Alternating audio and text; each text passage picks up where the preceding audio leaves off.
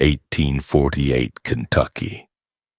The Ashland School for Boys, 47 students who never returned from summer break.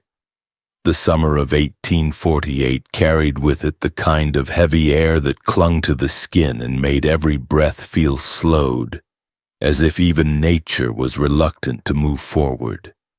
In the rolling countryside of Ashland, Kentucky, a new institution stood freshly completed, its stone walls pressed tight with mortar, its iron gates polished until they reflected the sunlight like a mirror of authority.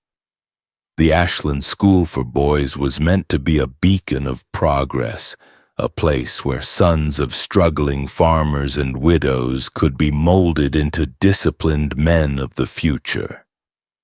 The promise whispered through town was simple. Here, boys would learn not only arithmetic and scripture, but obedience, silence, and restraint. Families arrived in wagons with wide-eyed children, the mothers pressing handkerchiefs to their lips, the fathers delivering stern reminders to behave and to listen. As the gates closed behind those wagons, an invisible line was crossed, one that no parent suspected. The boys who stepped inside first marveled at the grandness of the courtyard, at the rows of dormitories with neat shutters and the looming chapel that cast a shadow longer than the building itself. They heard the ring of the handbell that marked the beginning of their time at Ashland, and they believed themselves chosen, destined for something greater. The ground smelled faintly of lime and ash, the residue of freshly treated stone, though beneath it lurked a dampness from the earth that seemed to rise from the foundation itself. When the gates locked that evening, the sound was sharp and final. It was not the click of protection, but the heavy groan of a door that would not open again. The Reverend Elias Whitford stood at the threshold of the chapel that night, watching the boys line up in rigid formation. His smile stretched softly across his face, not too wide, not too eager, but calculated with the precision of a man who knew exactly how much warmth to show. To the boys he was fatherly, to the parents he was holy. In truth, his mind was already at work cataloging them, who stood still, who fidgeted, who lowered their eyes too quickly. He measured each child not as a person but as a subject of order, a specimen for a greater experiment he had begun long before these walls were raised. The first nights passed with routine. Prayers before bed, strict silence during meals, early rising when the bell struck before dawn. The boys adapted quickly, though some cried into their blankets when they believed no one could hear. They did not yet know that every sound mattered here. Every sob, every shuffle, every whispered name at night was marked and remembered. Whitford's rules were posted plainly in the dining hall, carved into oak: obedience, stillness, silence. These were not just virtues but laws, and the children began to learn that disobedience did not bring ordinary punishments. It brought something harder to define, a sense that the air itself turned against you. In the town, parents went about their days with the comfort of believing their children were safe within the school's stone embrace. Mothers spoke of the Reverend's devotion, of his kindness in taking so many boys under his care. Fathers nodded with approval at the reports of strictness, saying it was needed in an age where boys grew wild too quickly. No one thought to question what went on behind those gates, because the gates themselves seemed to guarantee safety. Their iron frame was reassurance, though in truth they served only to keep fear contained. By the end of the first month, the boys no longer flinched at the silence. They sat through meals without sound, their spoons scraping against their bowls in perfect rhythm, each movement rehearsed into unity. They marched to their studies, their prayers, their nightly inspection of the dormitories with the precision of soldiers. The Reverend called it discipline. He spoke often of silence being the purest form of devotion, and though the boys did not fully understand, they began to feel that noise itself was dangerous. The longer they lived behind those gates, the less they dared to break the stillness. But silence is not empty. It holds weight, pressing down on young minds until it becomes unbearable. The younger boys struggled most, their instinct to chatter and play crushed into blank stares. Some developed strange habits, chewing on their sleeves until fabric tore away in strips, scratching at their skin until it bled. The Reverend observed quietly, taking notes in his ledger, his handwriting neat and controlled. Each boy was reduced to numbers, marks, and phrases like shows promise under restraint or resists stillness. In his mind, he was shaping not students but vessels for a higher form of order. At night, when the dormitory windows rattled softly from the wind, the boys sometimes thought they heard movement beneath the chapel. A scraping sound, a low hum, something that did not belong to the ordinary creaks of wood and stone. But they dared not speak of it, for fear of being pulled aside, led down into the unknown. Those who disappeared for correction returned altered. Quieter, thinner, eyes staring past the walls as though searching for something far away. No child dared to ask what happened during those absences. The town remained blissfully unaware. Letters home were written under supervision, every line inspected before leaving the gates. Mothers received carefully worded notes about prayers and studies. Fathers read with pride about lessons in discipline. None of them saw the trembling hands that wrote those letters, or the ink blots where tears had fallen before being wiped away. The boys learned quickly that words themselves could betray them, that language was dangerous when truth was forbidden. By autumn, the gates of Ashland had become more than barriers of iron. To the parents outside, they symbolized security. To the boys within, they represented the finality of fate. Each clang of the lock at night echoed through their ribs, reminding them that no matter how hard they might imagine running, the world beyond those walls was no longer theirs. And as the Reverend Elias Whitford stood once more in the chapel, his hands folded in false devotion, he smiled with the certainty of a man whose work had only begun. Seamlessly, the story moves deeper into the mind behind the smile, into the shadow of the man who would shape the silence at Ashland into something no one would forget. The dawn bell rang before the sun rose over the fields, and Reverend Elias Whitford was already dressed, collar white, boots polished, hair pressed flat like a seal. He moved through the corridor with a calm that made people step aside without knowing why. The boys straightened even before they saw him. Staff lowered their eyes because it felt safer. To the town, he was the picture of care, a guardian who spoke about duty and promise in small, even tones. Inside, his mind ticked in clean, tight lines. He wanted a world that obediently breathed when he said breathe. Now he believed he had been chosen for this work. As a sickly child, he learned to sit without moving while fever burned through him, counting slowly until the room felt emptied of pain. His mother taught him to listen for the hush beneath noise. His father taught him to survive rage by vanishing into that hush. In seminary he stayed after the last prayer and measured the air breath by breath until candle smoke thinned. He decided silence had weight and borders, and a patient man could shape a soul to fit inside that frame without leaving a visible mark. At Ashland he turned belief into routine.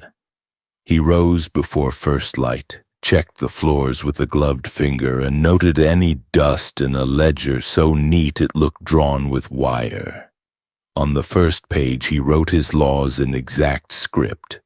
Breathe on the count of 3, blink only at rest, hands at the seams, tongue held to the roof of the mouth, speak only when spoken to, answer in 1 word.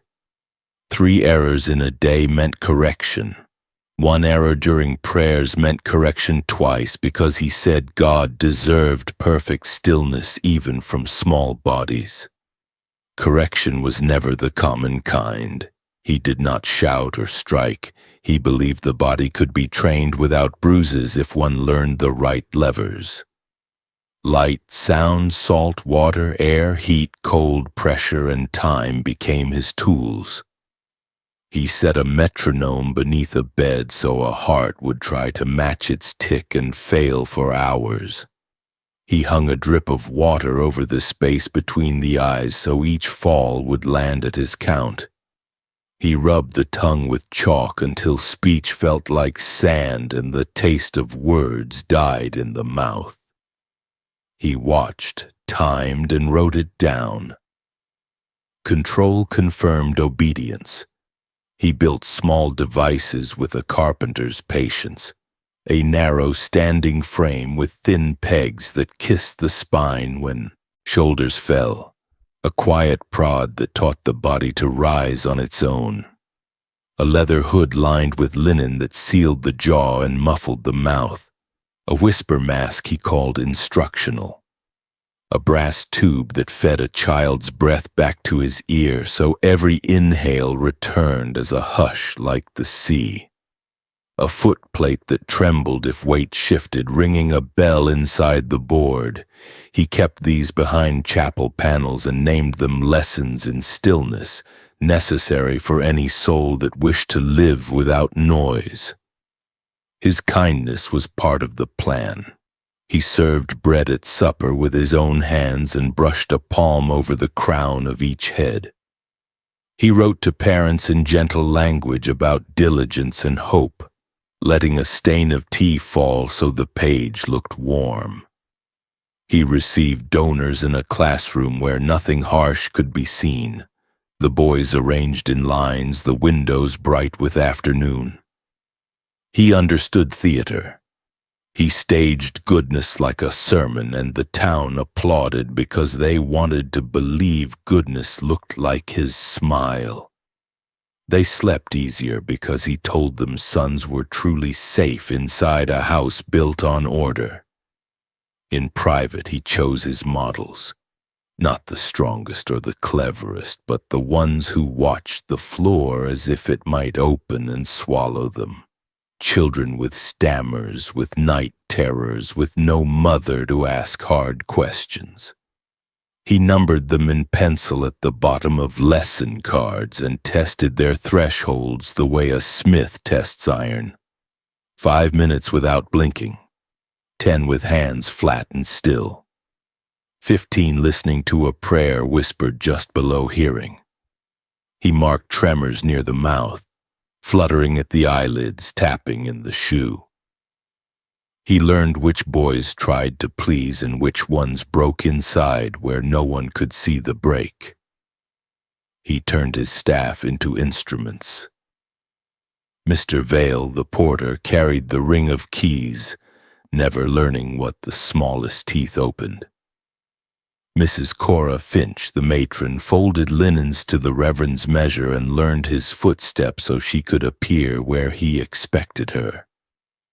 Those who questioned the quiet were given rights that worked like chains, an extra candle, a seat near the fire, a letter posted early. Fear did the rest. They told themselves the rules kept the boys safe and safety excused the hush. At night he knelt on the chapel floor after everyone slept and pressed his ear to the flagstones. He waited for a low, steady hum he had known since childhood, a sound like breath held by the earth itself. When it came, he called it approval. He told himself the quiet that hurt the boys was the same quiet that had saved him, and pain was only noise leaving the body. He believed he was a surgeon cutting in the dark, taking out the sickness called chaos. If a child cried, he called it proof that the work had touched the wound, and he wrote the time it stopped. By mid-season, he began a separate list in the back of the ledger, names without surnames, ages, heights, and a single word beside each. Ready. He touched the iron gate each morning with 2 fingers before prayers, a private vow that it would not open for any child he had not finished shaping. The smile he wore for the world did not crack. It deepened as the school grew quieter, as boys learned to move like shadows that left no sound when they crossed a room. In town, they said discipline had made miracles. Inside the walls, he counted heartbeats. The next lesson would move from rule to ritual, and soon the house would obey.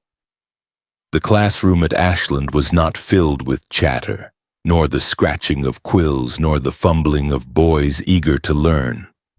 It was a chamber designed for stillness, a long room with rows of desks spaced evenly like gravestones. The windows high and narrow so that only slants of pale light cut across the floor. On the walls hung no maps, no inspirational verses, only plain boards darkened by soot, their surfaces swallowing what little brightness dared to enter. The Reverend Elias Whitford called it a place of study, but in truth it was a theater where obedience was drilled into the marrow of every child who crossed its threshold.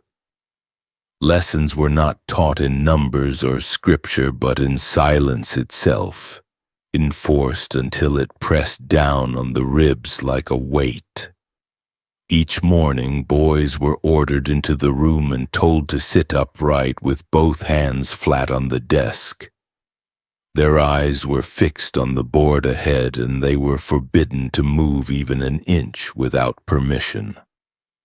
If a cough broke the quiet, the Reverend's gaze flicked to the offender, and the boy would be led away, not beaten, not scolded, but returned hours later with a face blank as wax and eyes too wide. The other boys learned quickly that stillness was survival. Breath slowed, hearts thudded in choked rhythms, the very act of swallowing became a calculated risk. The walls absorbed it all, and the silence grew thick enough to feel like water rising in the throat. At first, some resisted. Young William Crow, only 8, could not stop fidgeting in his chair, his small legs kicking against the wooden rung, his fingers twitching. He was removed one morning and taken down the narrow stair behind the chapel. When he returned at dusk, his hands trembled so violently he could no longer hold a spoon, and he sat through supper with tears sliding down his cheeks in absolute quiet. From that day forward, every boy stared straight ahead in terror, as if to move even once would summon the same fate. Whitford recorded their progress in his ledger, writing in calm, perfect script words like now understood or still resistant. And each mark became part of a secret tally known only to him. The Reverend's obsession was not with punishment, but with control. He believed stillness was the gateway to purity, that through motionless obedience he could strip away individuality and replace it with an empty vessel ready to receive his will. To him, silence was not absence but order, the proof that chaos had been expelled. When he paced the classroom, the boys did not see a teacher but a judge, measuring each twitch of the eyelid, each strain in the muscles. He called these lessons in discipline, but to the children it felt as though he was peeling away their very selves, layer by layer, until nothing remained but the shape of his rules. Time itself bent under his system. An hour of silence stretched into what felt like a day. The boys lost their sense of when morning ended and afternoon began, their stomachs aching long before meals, their minds drifting into strange states between waking and sleep. Some began to see flickers in the dark corners of the room.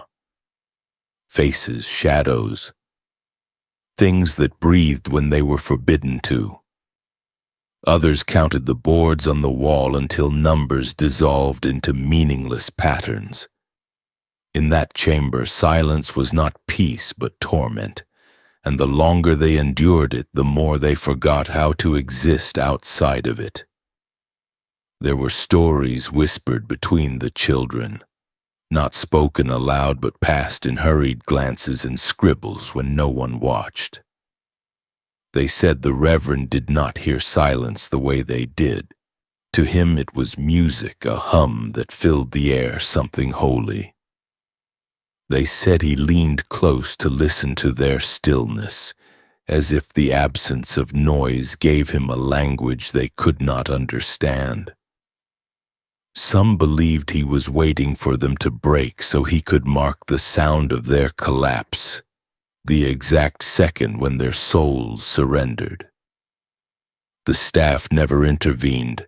Mrs. Finch, the matron, kept her eyes on her work, folding linen in the laundry while the boys sat locked in their seats.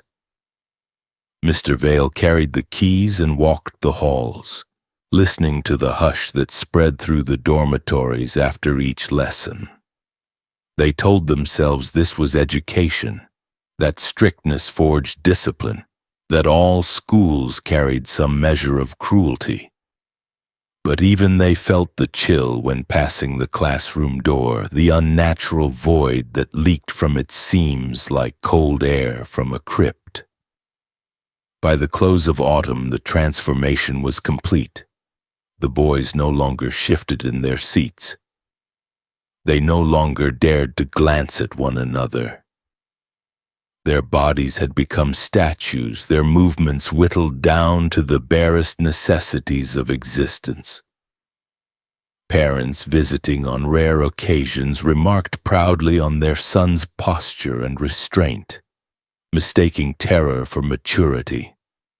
They left believing Ashland had given their children the discipline of men, never seeing the emptiness carved into their faces. For Whitford, this was only the beginning. He saw the stillness not as an end but as a foundation, the ground upon which greater rituals could be built. He closed his ledger one night with satisfaction, noting that silence had at last become the school's natural state. The lesson was successful. The children were prepared. The next stage of his work would require more than stillness.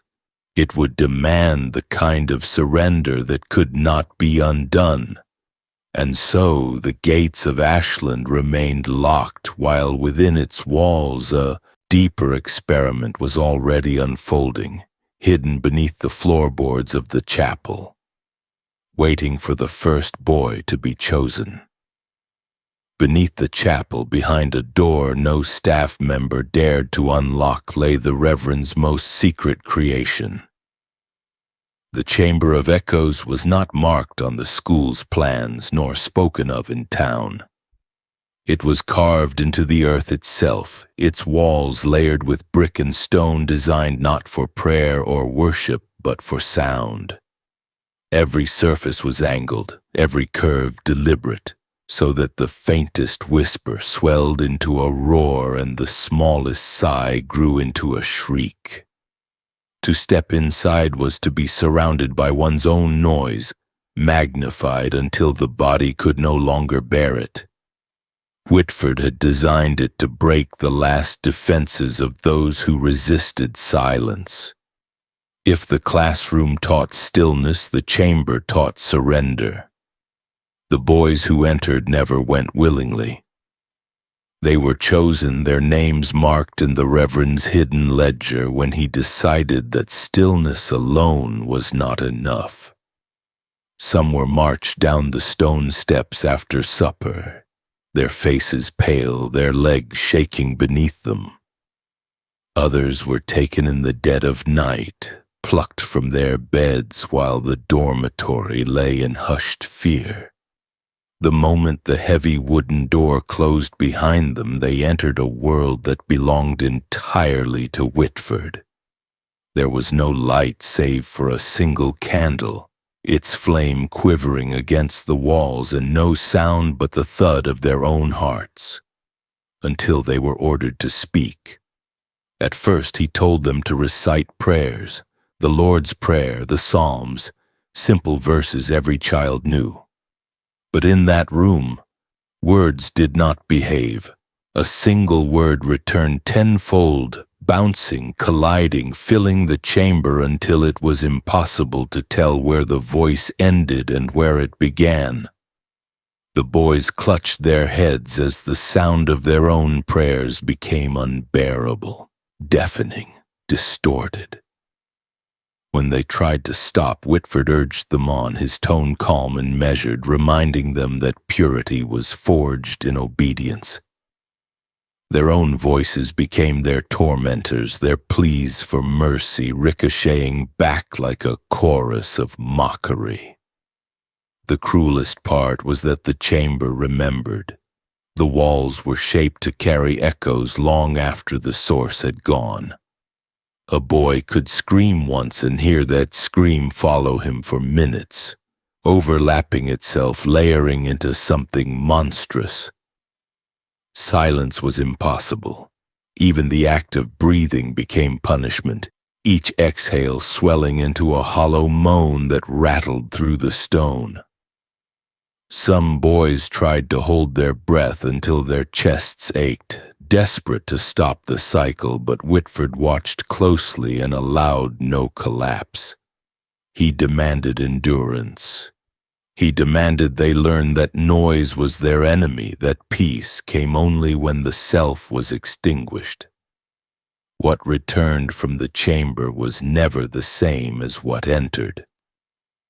The children emerged trembling, ears ringing, lips cracked and bleeding from whispered prayers forced too long. Some refused food, unable to chew because the sound of their own teeth filled their minds. Others covered their ears at every step, flinching at noises no one else could hear. Most spoke no more, their tongues still raw with echoes, their voices locked away as though sound itself had betrayed them. They became Whitford's prized pupils, their silence complete, their obedience total. He called them vessels of purity, proof that his work was blessed. The staff whispered of the chamber in half-believed rumors. A servant swore she had heard cries rising through the chapel floor one winter night, as if the very stone was weeping. Mr. Vale claimed he saw the Reverend return from below, his face glowing with sweat, his eyes alight in unnatural satisfaction. Yet none dared confront him. He was their livelihood, their authority, the figurehead of a school the town revered. To question him was to question the foundation of Ashland itself, and so their silence made them complicit. Fear held their tongues as tightly as Whitford's rules bound the boys. The parents knew nothing. Letters home still spoke of scripture and discipline, of sons growing strong and obedient. They did not see the haunted eyes staring back through barred dormitory windows, or the way some children pressed their palms over their ears as though warding off invisible storms. When families visited, Whitford paraded the quietest boys before them, presenting silence as a badge of honor. Mothers wept with pride at their sons' composure, never sensing that the stillness was not discipline but the wreckage of minds shattered by sound. Fathers praised the Reverend, shaking his hand with gratitude, blind to the cruelty hidden behind his calm smile. Whitford's ledger grew thicker with notes from the chamber. He recorded durations, reactions, thresholds. He marked how long it took before a child broke into sobs, how many repetitions of prayer could dissolve a sense of self, how the echoes bent each voice until even the child no longer recognized it. To him, this was not torment but science, proof that silence could be forced by drowning the spirit in its own noise. He saw himself as a pioneer, charting discoveries no other man dared to seek. Each entry in his ledger was a victory, a step closer to what he called holy order. But beneath his calculations lay something darker, a hunger that no ritual could disguise. He lingered in the chamber after the children had collapsed, breathing the thick air, listening to the fading reverberations. To him, the chamber spoke. The echoes whispered back in tones he swore did not belong to any boy. He believed the walls carried something greater than sound, that in those reverberations he heard the voice of order itself, the divine hush he had pursued since childhood. In those moments, Whitford felt chosen, convinced that his cruelty was not cruelty at all, but revelation. By the close of the year, the Chamber of Echoes was no longer an experiment, but a necessity. Every boy who resisted silence was destined to pass through it, and each one left a little less human, a little more hollow. The Reverend's system was working. The school was quieter than ever. Parents praised its discipline. The town spoke of its excellence, and no one saw the truth buried beneath the chapel. The chamber had become the beating heart of Ashland, a place where innocence was dismantled, where sound was twisted into torment, where silence was born through suffering. And Whitford, smiling always, was ready to go further.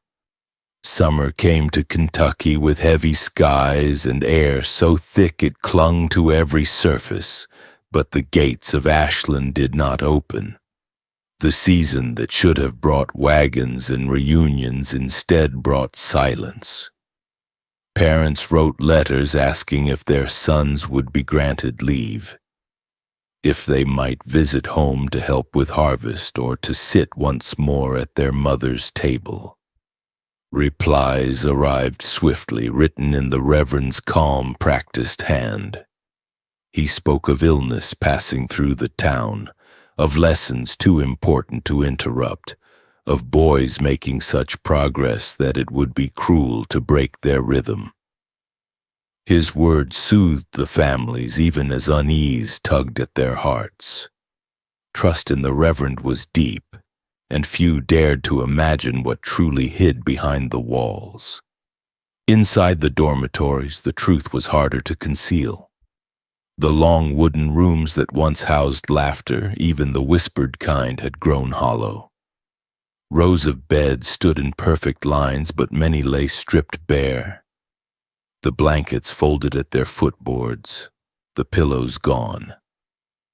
47 beds stood empty, their frames skeletal reminders of boys who should have been sleeping there.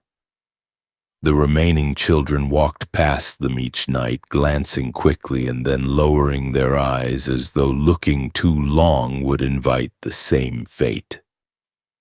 In the quiet hours before dawn, the empty beds seemed to breathe, their shadows stretching across the floor like warnings no one dared to speak aloud. The disappearances had not happened all at once. They began like drops of water scattered over weeks, almost unnoticeable at first. A boy would vanish after supper, and in the morning his bed was gone, his belongings folded neatly into the storeroom. The staff explained in gentle tones that he had been sent home, that his family needed him, that illness had required his departure. The explanations changed with each absence, but no one questioned them. The boys learned quickly to hold their tongues. To ask where a classmate had gone was to invite correction, and correction meant fear of the chamber. So they learned to pretend, to step around the gaps in the dormitory as if they had always been there. The Reverend's ledger told a different story. On its hidden pages, beside names and ages, he marked small symbols. Circles for completion, crosses for resistance. A single line when a subject had ceased to matter. He recorded the rituals with clinical precision, noting how each boy had been chosen, prepared, silenced. Some were buried upright in the soil beyond the chapel, mouths filled with chalk to bind their silence in eternity. Others were sealed beneath the floor, their bodies positioned in rigid stillness, hands folded as if in endless prayer. To Whitford, these were not deaths, but lessons finished, proof that silence could be made permanent. Each empty bed was a triumph in his mind, a seat once filled by chaos now replaced with order. The staff, caught in the web of his authority, kept their own silence. Mrs. Finch changed the linens without question. Mr. Vale oiled the locks on the gates, knowing fewer boys passed through them each season. They told themselves it was not their place, that the Reverend bore the burden of discipline, that the hush of the school was proof of his holy wisdom. Fear kept them obedient. They had seen enough of his punishments to know that disobedience could just as easily make them vanish into the ledger's pages. Outside the gates, the town remained blind. Families received letters in their sons' handwriting, though the words were dictated, the phrases uniform. Mothers kissed the pages and placed them in drawers beside keepsakes, comforted by lines about health and prayer. Fathers read them aloud at supper, taking pride in the discipline described. When rumors began to stir, questions about why fewer children were seen at services, why the laughter of boys no longer spilled from the courtyard, Whitford addressed the church with calm authority. He spoke of sacrifice, of how silence was a shield against sin, of how progress often required distance. His voice lulled them, and suspicion faded beneath the weight of trust. But within the dormitory, the emptiness could not be denied. The boys still present felt the loss each night, their bodies curled in narrow beds, eyes staring into the dark where friends had once whispered secret hopes. They remembered William Crow, whose trembling hands had once tapped nervously against the bedpost, now gone. They remembered John Harris, who had once whispered jokes into his sleeve, vanished without farewell. Each absence was a wound they carried in silence, and though their mouths remained shut, their eyes told the truth. They were waiting their turn. By midsummer, nearly half the school was gone. The Reverend moved through the halls with unshaken composure, his smile fixed, his prayers spoken in the same steady rhythm. To him, the empty beds were not symbols of loss, but of progress. He saw them as altars to his work, proof that obedience had been carved into flesh and soul. He believed the silence now hanging over the dormitories was holy, that the absence of voices was closer to God than any hymn. And in that belief he prepared for the next stage, where the line between lesson and ritual would blur beyond recognition. Outside, the air grew heavier, storms swelling in the distance. Parents began to speak more often of their sons, wondering why summer visits had been denied. A few families sent word they intended to travel to Ashland themselves to collect their children with or without permission. The Reverend noted this in his ledger as calmly as he recorded the boys' silences. He was ready. He knew what they would find when they arrived. The empty beds told their story more clearly than words ever could, and yet, even then, the true horror was still buried, hidden beneath the soil of Ashland where silence itself had been planted. Summer thunder rolled across the hills while the Reverend turned rule into ritual. And in that slow change, Ashland ceased to be a school and became a chapel to silence. He said purity needed a shape and built it from small acts the boys could not refuse. Before dawn, he walked the rows with a bowl of chalk mixed with water and milk, a thin drink he called quieting. Each child took one swallow. Grit clung to tongue and throat until words felt heavy and wrong. He warmed beeswax and pressed it into ears, saying it guarded them from the world, and the dull hush it made turned breath into storm. He tied a blue ribbon at each throat, not tight but steady, a cool touch that tapped the pulse with every step. He counted their breaths and told them to match his pace. At midday, he opened chapel panels to tools no parent would accept, a standing frame whose low rod kissed the spine when shoulders fell, a bell beneath a footplate that rang if weight shifted, a leather hood lined with linen that cooled the mouth and smothered the jaw. He made boys kneel on boards cut with grooves that forced knees to fit one way, slid a thin stick under each tongue to teach it stillness, and watched. He built a cabinet of breath. In it he set glass jars with cork stoppers, clay masks with tiny mouth holes to chill the exhale, and a slim brass tube that fed a whisper back to the ear. Damp beaded inside the masks and left pale crescents. He washed small hands in lime water that burned cuts clean and dried them with cloths marked with numbers so every towel could be counted back. Order, he said, saved lives. The boys believed him because not believing was dangerous. By dusk he chose those he called offerings. He did not pick the strongest or the boldest, but the ones with closed eyes and the ones who still sparked. He led them into the yard where stones formed a circle. He said it was a garden for training.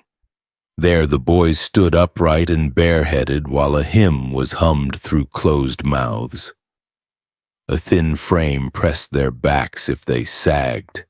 A bell under the soles warned if they moved. If anyone shifted, the hymn began again. They stood until shadows grew long and knees shook.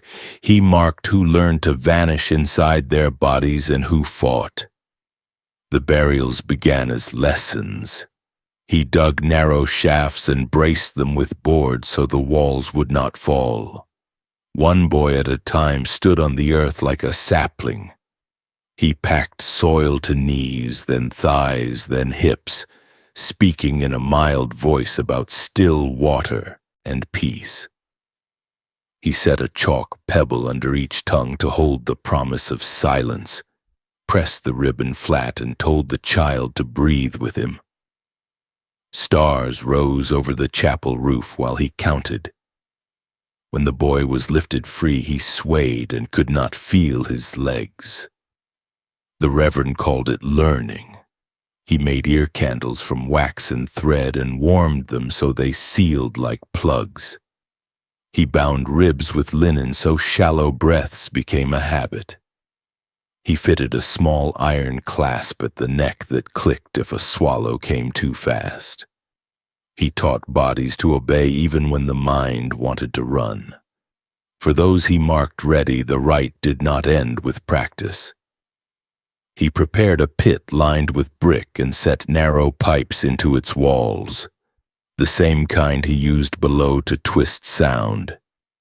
He placed the child upright, bound the ribs, sealed the ears, cooled the mouth with clay, and lowered a wooden yoke across the shoulders that locked to the sides.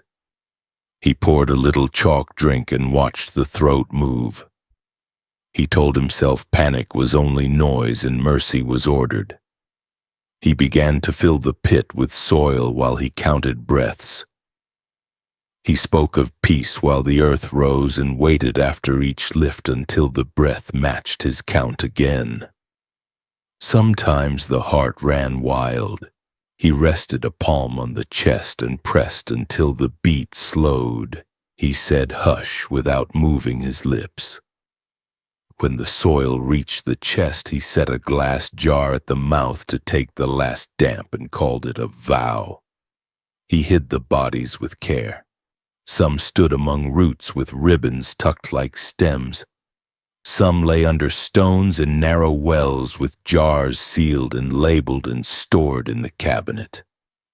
A few were folded into the walls in cavities packed with lime so no tone would ever slip free. After rain, he walked the yard and felt the ground give where they were planted. He told himself the school grew safer with each one gone. He touched the iron gate with 2 fingers and renewed his private vow that it would not open until his work was complete. Inside, the boys who remained felt the change like weather. They woke with sore throats and stiff ribs. They dreamed of standing in soil while he counted and woke up biting at air. They moved through days as if wrapped in cotton. They avoided the circle. They kept the ribbons on even in their sleep. The staff spoke less. Mrs. Finch kept a needle in her sleeve to pick wax from small ears when no one watched. Mr. Vale oiled the locks and held the keys close and told himself keys were a kind of prayer. They lived inside the Reverend's rules because the rules were the only safe ground left. Outside, talk turned. Mothers sent letters with sharp lines. Fathers spoke at dusk about coming to fetch their sons. The Reverend answered in his steady hand with warm tea stains and soft words about health and duty and a visit soon. He could feel time leaning toward him. Storms stacked over the hills and the air grew tight. In the chapel, the pipes held their hush. In the yard, the circle kept its shape, though more spaces stood empty where boys had once practiced standing still. Silence like that does not stay buried. It creeps and leaks and reaches the road. A servant told a cousin she heard a low hum under the floor at night. A farmhand saw the Reverend in the yard at dawn, hands muddy, collar clean. A rumor is a kind of sound. It travels even when mouths are afraid to move. By summer's end, the rites were not hidden acts, but the pulse of the place. The boys breathed to a count that was not their own. The staff moved as if on rails. The Reverend's smile held steady while his ledger filled with neat lines and pale marks. He believed the house was pure at last, even as the world beyond the gate began to listen. By the time clouds broke and the first wagons creaked onto the road to Ashland, the hush had already left the yard and entered the town, slipping into pews, shops, and kitchens, a quiet shaped like warning. And it waited there, heavy and patient for someone to finally speak aloud. By autumn, silence had become more than a rule at Ashland. It had become a contagion. It spread from the dormitories into the chapel, into the kitchen, into every corner of the grounds, until even the smallest creak of a board felt like an offense against some unseen order. The Reverend Elias Whitford moved through this hush like a priest of absence, his steps soft, his eyes calm, his ledger always near. He believed silence was no longer taught. It was alive, growing, feeding, turning each child into a vessel of obedience. And yet silence never stays contained. It seeped outward beyond the gates into the town that had once trusted the school without question. The boys carried it first. Those who still remained after the summer of vanishings no longer spoke even when given freedom. When staff asked a question, a nod sufficed. When food was placed before them, they ate in perfect rhythm, spoons striking bowls as if guided by a single hand. At night, no whispers threaded between the beds. The empty frames where 47 boys once slept were a mute reminder, and the others moved carefully around them, their eyes lowered, their breaths shallow. They had learned that silence was survival, but the deeper truth was worse. Many no longer remembered how to use their voices at all. Some opened their mouths and found nothing inside, no strength to form a word. Their throats were trained for stillness, their minds cut away from the idea of sound. Staff who had once muttered their doubts began to lose words too. Mrs. Finch, who had whispered little comforts into boys' ears, began folding linens without speaking at all. Her lips pressed thin, her thoughts turned inward. Mr. Vale no longer hummed when walking the halls with his keys. He moved like a shadow, footsteps careful, head down. It was as if the hush inside the walls had pressed into them, leeching their will to resist. Whitford did not need to threaten them anymore. The house itself had done the work, shaping them into instruments of quiet. Even the clatter of pots in the kitchen dulled, as if sound itself recoiled from this place. But silence is not a natural state for children, nor for towns that live by voices raised in fields and markets. The absence grew suspicious. Neighbors noticed that boys who once filled church pews now sat stiff and unresponsive, eyes fixed on the floor, lips closed during hymns. A grocer whispered that a boy sent to collect bread had stood at his counter for an hour, staring blankly until led away by a staff member. A mother who visited was unsettled when her son did not smile or cry but only bowed his head, as if even family deserved nothing more than silence.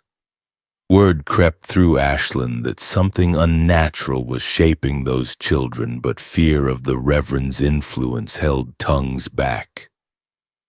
People wanted to believe his calm, his sermons about discipline, his perfect composure. To accuse him was to accuse the very order they thought kept their world steady. The boys themselves began to embody that order in eerie ways. Some woke at night and stood in the dormitory with eyes open, perfectly still, their breathing so shallow it seemed absent.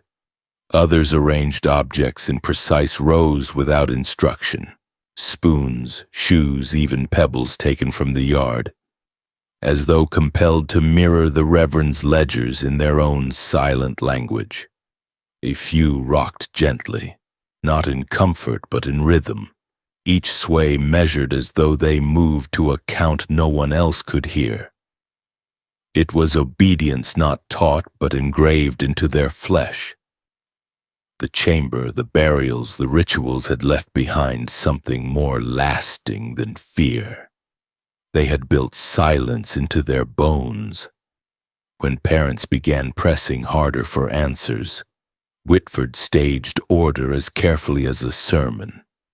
He invited a handful inside, showing them classrooms where boys sat upright, hands folded, eyes attentive. He called it discipline, the miracle of education.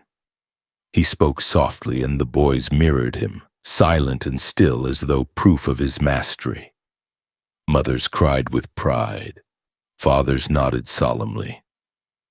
No one saw that the children's eyes were empty, that their stillness was not strength but vacancy. Those who left carried glowing reports back to town, repeating his words as though they were their own. The contagion spread further, not just silence but belief, the kind that protects evil by wrapping it in respectability. Yet small cracks began to form. A farmhand hired to deliver grain claimed he heard muffled cries leaking from beneath the chapel floor one evening, like voices trapped in stone. A maid who fled the school swore the walls themselves whispered at night, carrying the echoes of boys who had long since vanished. A priest from a neighboring parish questioned why so many children never returned home for the summer. Why so many letters seemed written in the same careful script. These murmurs carried through taverns and markets, faint at first but steady, the way rumors grow legs and refuse to die. Whitford heard them too. He marked them in his ledger beside the names of parents who had begun to inquire more insistently, beside the initials of staff he no longer trusted. He did not panic. He believed silence could outlast any suspicion. He believed the town, like the children, could be trained. If enough hush surrounded the truth, voices would falter, doubts would fade. And for a time, it worked. Families who wondered too loudly grew embarrassed, accused themselves of paranoia, and fell quiet again. The Reverend's smile held steady, the chapel bell rang as always, and the gates remained locked. But silence cannot expand without consequence. It suffocates. It feeds on what it consumes, the boys, the staff, the town. All were caught in its spreading grasp. And as autumn deepened into winter, Ashland felt less like a school and more like a mausoleum, a place where voices went to die. The silence had become more than a rule, more than a ritual. It had become a presence, a weight pressing on every soul who dared step near. It had become the truest sign of Whitford's work, the kind of legacy no one could yet name aloud. The night Ashland burned did not begin with fire. It began with storm clouds pressing low against the hills, the air so heavy it felt as though the sky itself wanted to crush the stone walls flat. In the dormitories, boys lay rigid in their beds, eyes open, listening to the breath of one another as if the sound alone was dangerous. The Reverend Elias Whitford moved through the halls with his lantern, the glass smudged by his gloved hand, light spilling in narrow ribbons across wooden floors. He touched each doorframe as he passed, whispering his count, the same rhythm he had used since childhood. 1, 2, hush. He believed silence was eternal, but that night the house itself betrayed him. The first spark came from the chapel, a hiss and crack behind the altar where candles had burned too long against cloth. A single flame licked upward, then another, and within minutes the dry beams above the rafters caught.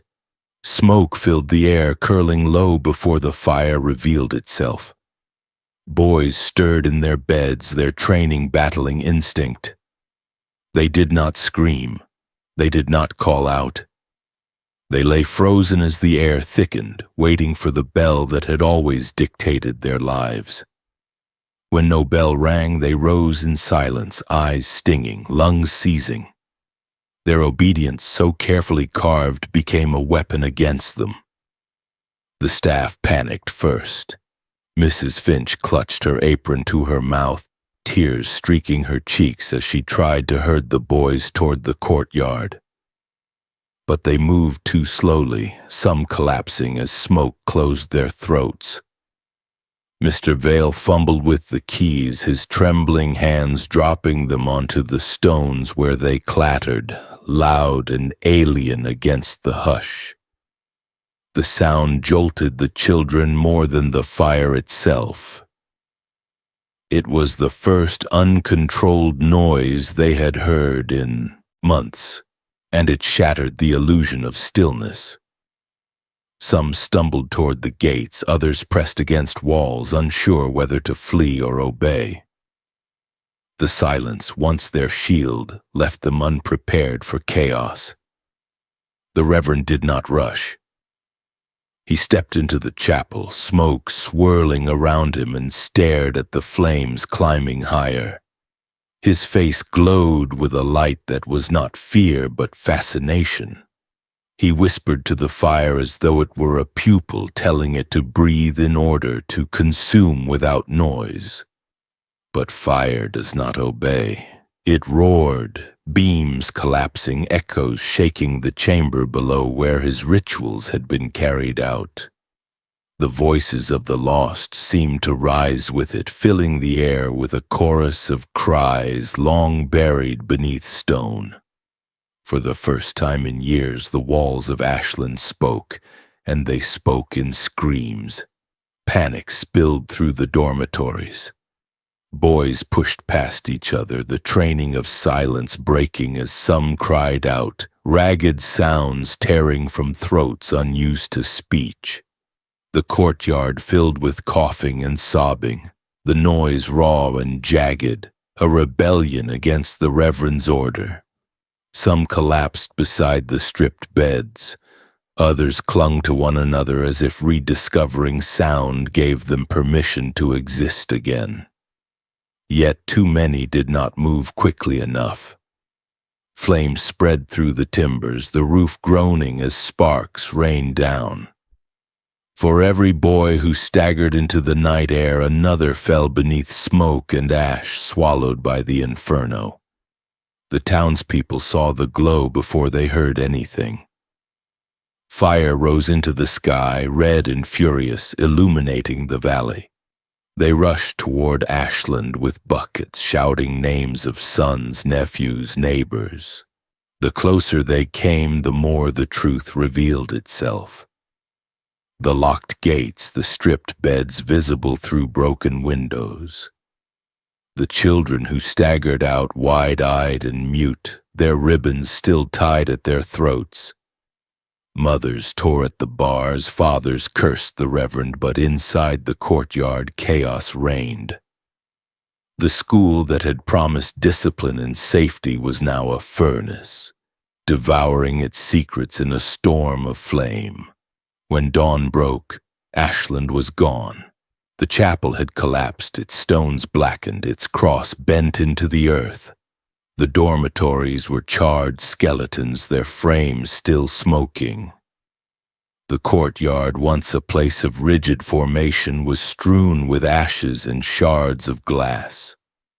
In the wreckage, bodies were pulled, some whole, some burned beyond recognition. 47 graves were unearthed by accident as the ground collapsed under rescuers' boots, revealing chalk-filled mouths, ribbons tied tight, children buried upright like saplings planted in rows. The horror spread like fire through the town, parents weeping at shallow pits, neighbors whispering of rituals too cruel to name. Every doubt, every rumor, every suspicion had been confirmed in the most devastating way. The Reverend Elias Whitford was nowhere to be found. His body was not among the dead. Some claimed he had been seen walking into the smoke with calm steps, vanishing as though consumed by the silence he worshipped. Others swore he escaped into the woods, his ledger tucked beneath his arm, ready to begin again elsewhere. No search ever found him, no confession was written in his hand. His absence left a wound as deep as his presence had, an unfinished terror that lingered over Ashland for decades. The missing man became a ghost in every household, his name cursed at suppers, whispered in prayers, spat in anger at the mention of boarding schools. The fire did more than destroy, it was revealed. Graves hidden under the soil, jars of breath sealed in cabinets, tools of restraint warped by heat. The townspeople carried these relics out into daylight, holding them high as evidence of a cruelty so deliberate it defied belief. Each item was a scar carved into the community, proof that silence had masked horrors unimaginable. Families who had trusted the Reverend now cursed his name, vowing never again to surrender their children to institutions built on secrecy. The charred ruins became a site of grief, of mourning, of fury that no fire could burn away. In the months that followed, the ashes remained. Grass sprouted where the chapel had stood, but no one rebuilt. The land was marked, cursed by the silence it once harbored. Visitors who passed swore they still heard faint echoes rising from the ground. Whispers of prayers turned into screams, the sound of children learning too late that silence could kill. The school was erased from records, its name struck from official lists, but in whispers it lived on. The place where 47 boys never returned.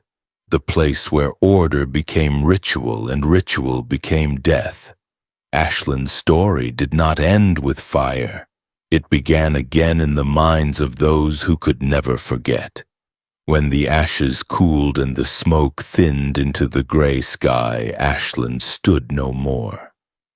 What remained was not just the ruin of a school, but the ruin of trust. The townspeople walked through the blackened skeletons of dormitories, the chapel's collapsed stones, the courtyard littered with cinders, and they carried the weight of betrayal heavier than the debris itself. They had given their children to Reverend Elias Whitford with faith, with reverence, with gratitude, and in return they were handed graves. The silence that once ruled within Ashland spilled outward, pressing into the town, no longer a discipline but a grief too vast for words.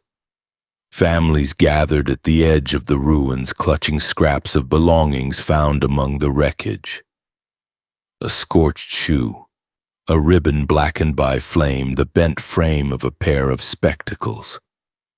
Mothers collapsed to the ground, weeping into the soil where their children had been hidden. Fathers stood rigid, fists clenched, eyes burning, not just with sorrow, but with fury at themselves for being blind. For years they had praised Whitford's composure, his sermons, his promise of order. They had mistaken his smile for goodness and his calm for godliness. Now they saw those things for what they were, masks of control worn by a man who shaped cruelty into ritual. And in the silence of their grief, shame carved its own wound. Authorities came in the weeks that followed. Men from Frankfurt and Louisville arrived with ledgers, uniforms, questions sharpened like knives. They catalogued the graves, the jars of sealed breath, the devices warped by fire. They read the Reverend's surviving notes with disbelief, struggling to understand how such things could exist in a school meant for children. What they discovered unsettled more than Ashland alone. It revealed how easily institutions could shield cruelty beneath the veil of discipline. How silence could be mistaken for obedience when it was really despair. Reports were written, hearings called, but every document failed to capture the truth felt in the soil. 47 boys planted like offerings, 47 names erased except in grief. The law began to shift. New measures were drawn to inspect boarding schools and orphanages, to demand records of attendance, and to question the power of single heads of institutions. Oversight committees were formed, though too late for Ashland. Memorial stones were raised where the dormitories once stood, 47 markers with no names, only the carved image of closed mouths.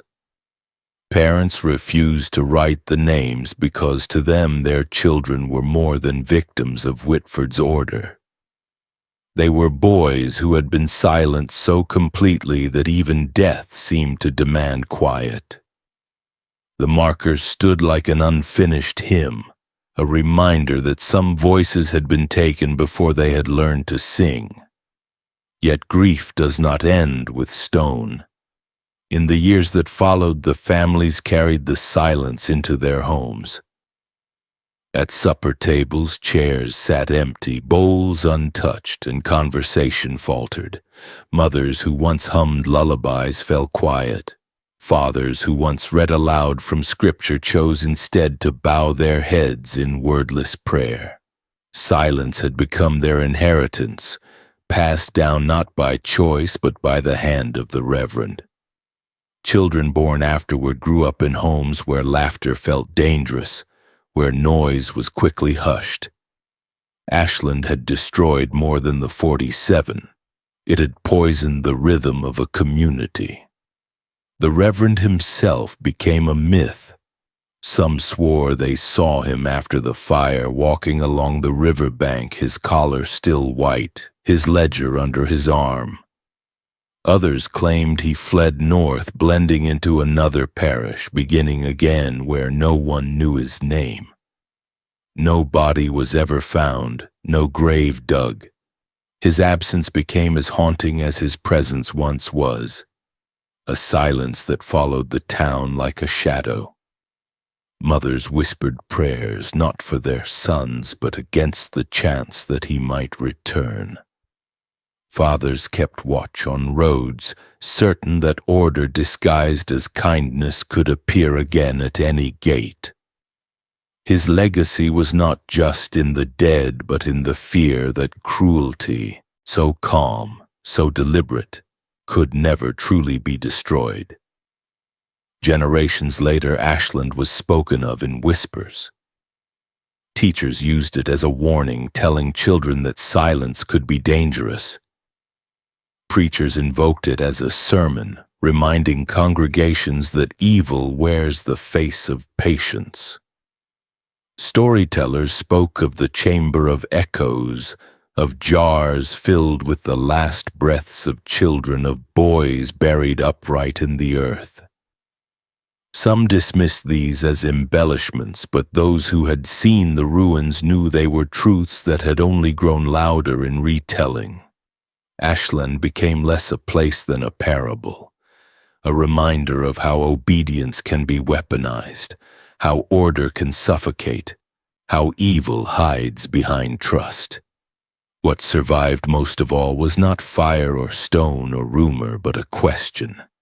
How does such evil thrive in plain sight? The townspeople turned it over endlessly, each answer slipping through their hands. Some said faith had blinded them. Others said fear had silenced them. But beneath all explanations lay a darker truth.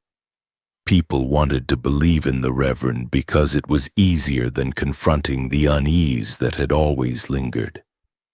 They chose silence too, and in that choice they became part of the legacy.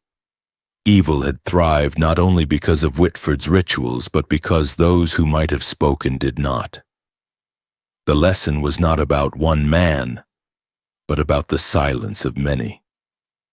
The memorial stands still, the stones weathered, moss creeping over their faceless surfaces. Visitors leave flowers, sometimes small toys, sometimes letters sealed in jars, a reversal of Whitford's cruel practice.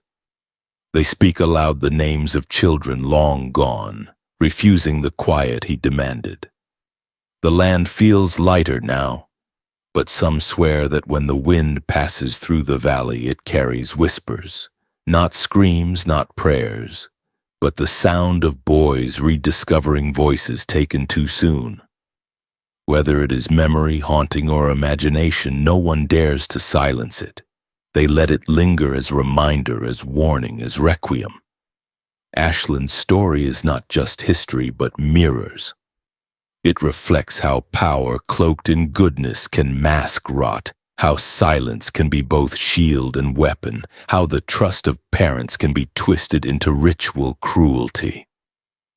It reflects how evil rarely storms through doors but slips quietly into homes, carrying on smiles and steady voices, building its rules brick by brick until no one remembers when it began.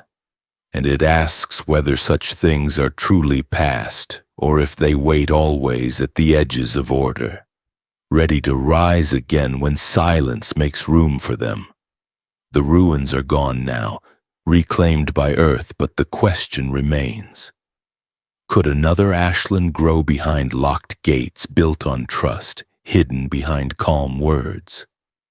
Could silence once again spread like contagion, reshaping children, erasing voices?